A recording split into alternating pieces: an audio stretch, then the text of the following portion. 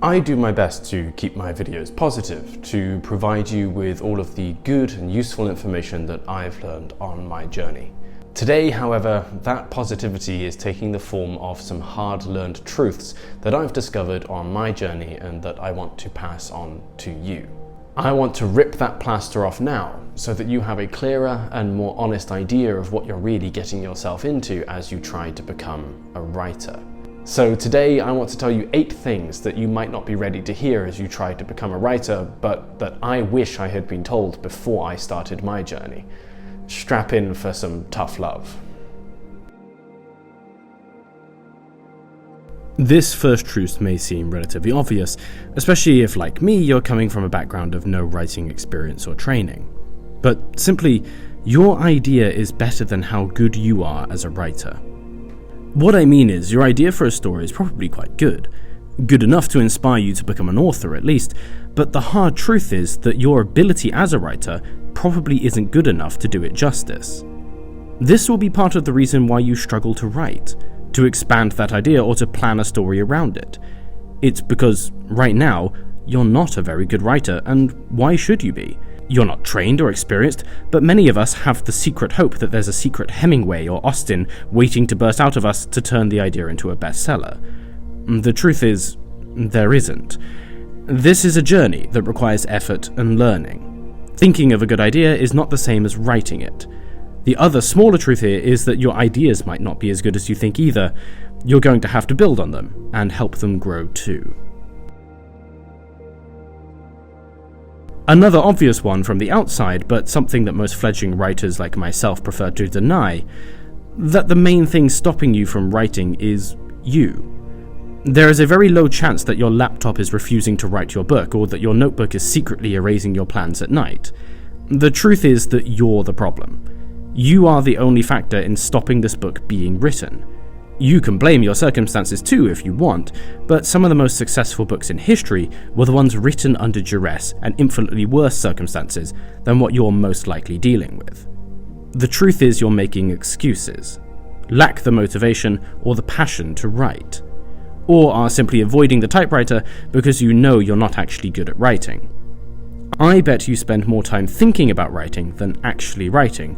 I know I do, but that isn't going to get the book finished anytime soon. We're starting with the obvious ones here, but the simple truth is that you can't trust your friends and family, as they will always find it more difficult to be critical and brutally honest of your work because they are emotionally biased. They are going to keep their reservations inside and overly praise the positives of your work. You want to believe that they'll be honest with you, and maybe they are most of the time, but there's nobody more emotionally incentivized to lie to you either. All those glowing reviews you get from them don't help you improve your writing or get a book published. You need people who are going to be brutally honest about your work, and most of those exist outside your circle, where your happiness is less of a concern for them. I'm sure you felt this, that sinking feeling that your work isn't good enough, and perhaps you even feel guilty when you are confident about the work you've made. Or maybe it's the opposite, and you think the book you've written is going to be referenced more than Foucault once it's published because you've absolutely nailed it. The truth is that the best writers were never satisfied with their work and spent ridiculous amounts of time refining each and every word. If you're satisfied, well, sorry, but you're complacent, not completed. Maybe once you've done all the editing and had a professional editor convince you of its worth, then you can rest. Until then, knuckle down. The final reasonably obvious truth is that you're probably not going to finish your book. We've talked a while ago about the importance of the second chapter and how you need to get past the first one. Most aspiring writers never finish. Finishing requires concluding things, tying up arcs, making the story streamlined, giving payoff and satisfaction and closure. This is far less fun than expanding and running with your ideas. Finishing a book is really hard, and is where I have become stuck in my own writing journey. I already have ideas for another book, or 3, but I'm pushing myself to finish this one, but you should understand that almost all writers have this problem. Just ask George R.R. Martin.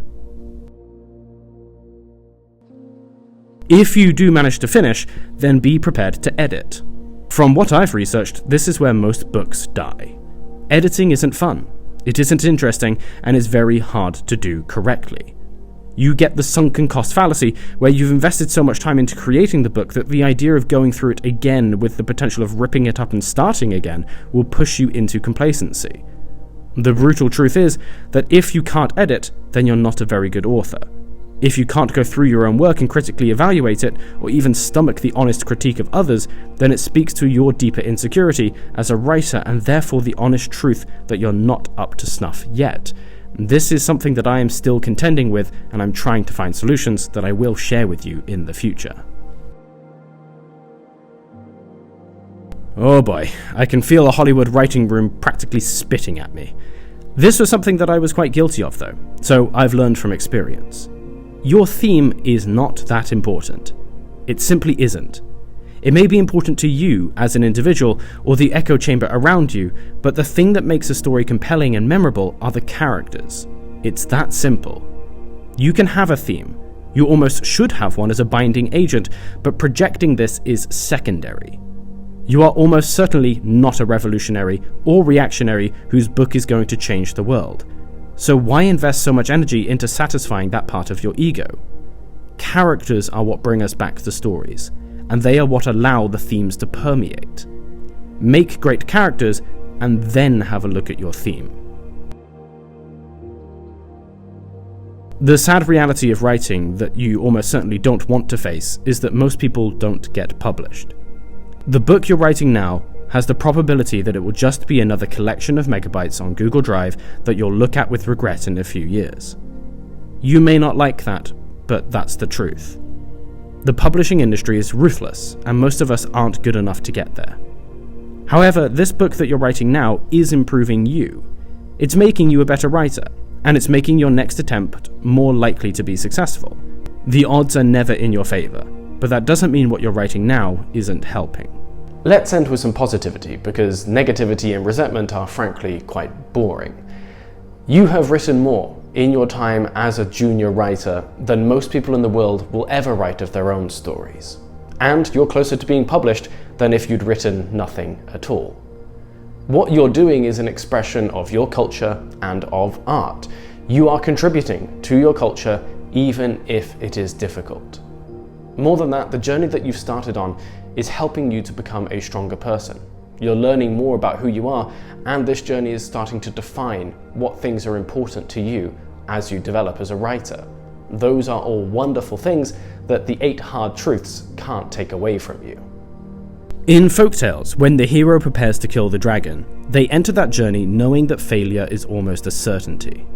The hero looks at the mural of heroes past and says, "I will be that, even if the cost is high and the chance of success is low." The coward who never leaves home never grows. They never gain perspective or humility. They do not see their weaknesses and tackle them to be a stronger person. They resent the hero for doing what they cannot, for building something they would never have the discipline or courage to construct. They prefer to destroy and ridicule rather than build and contribute, because they hate themselves to the core and want the world to share their pain. A true hero is the one who walks past the corpses of all those who have trod the same ground and failed, and keeps walking because somebody has to. A hero is the one who continues into the lair of the dragon, knowing that they did their best, and even with all that effort, they will almost certainly fail, but is proud of what they have built on the journey. A hero is one who knows the odds and enters the darkness nonetheless, because they know that it will save the village and their soul. Be the hero. Pick up the sword and go and fight the dragon. Look it in the eye and don't blink.